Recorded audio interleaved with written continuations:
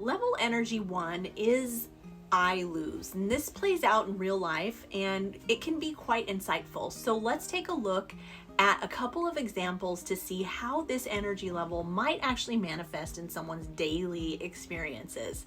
Now, in the workplace, imagine John. He's a team member in a corporate office. He consistently feels like his efforts are unnoticed and he feels very undervalued. So when projects go wrong, he blames the entire team dynamics or management's lack of support.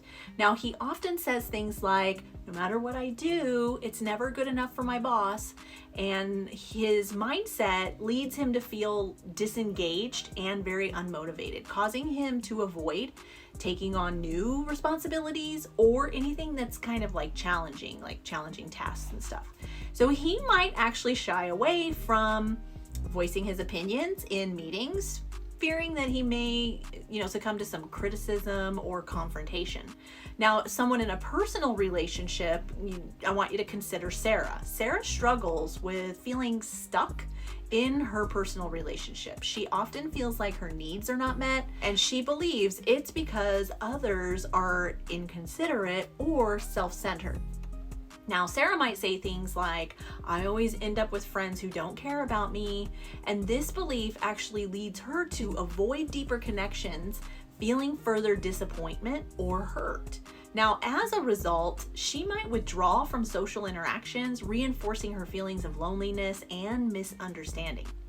Now, in a health and wellness space, I want to share Alex. Now, Alex has been trying to improve his health. However, he finds himself saying things like, no matter what diet I try, I just can't lose any weight. It's just my bad genetics, and so this mindset actually makes him feel powerless in his efforts to get healthier.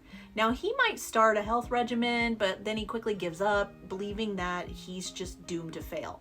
Now, this lack of agency leads to a cycle of apathy and guilt about his health choices. In each one of these three scenarios, there's a common thread, and this is the feeling of powerlessness and a tendency to externalize the cause of their problems. So individuals at level 1 often feel like victims in their own circumstances, which hinder their ability to see and act on the choices available to them.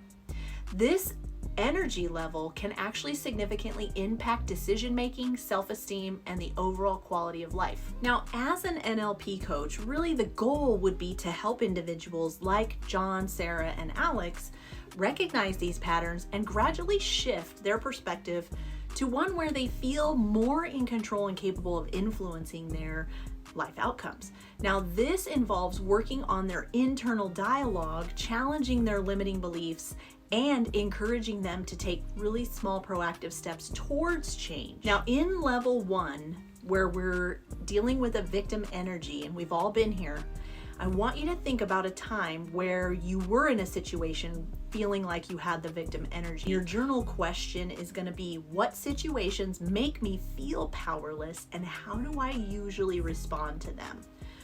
I want you to think of some examples. Think of a time in your life where you showed up like John, Sarah, or Alex. Now describe that, and how did you feel? What kind of thoughts did you have or entertain? And what was your body language like?